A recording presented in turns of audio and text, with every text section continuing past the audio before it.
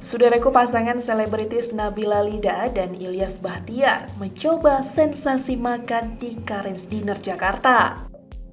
Karen's Dinner merupakan salah satu restoran yang sedang viral di tanah air. Pasalnya, restoran Karen's Dinner menarik perhatian banyak orang, termasuk Nabila Lida dan Ilyas Bachtiar. Bahkan para selebritis dan juga YouTuber penasaran ingin coba makan di Karen's Dinner. Karen's Dinner mencuri perhatian publik karena pelayanan di resto tersebut tidak sama dengan pelayan di resto dan kafe manapun.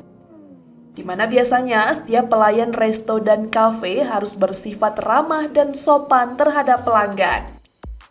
Namun hal tersebut tidak berlaku bagi para pelayan di Karen's Dinner. Para pelayan di Karen's Dinner bersikap tidak sopan dan marah-marah terhadap pelanggan yang datang.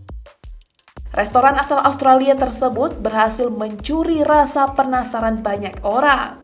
Sehingga tak hanya kalangan biasa, bahkan para selebritis dan YouTuber tanah air ikut uji nyali untuk mancing emosi di Karen's Dinner. Seperti halnya Nabila Lida dan Ilyas Bachtiar yang jadi penasaran untuk merasakan sensasi makan di resto tersebut. Bahkan, Nabila Lida sendiri saat dalam perjalanan menuju resto tersebut sudah menyiapkan mental untuk marah-marah.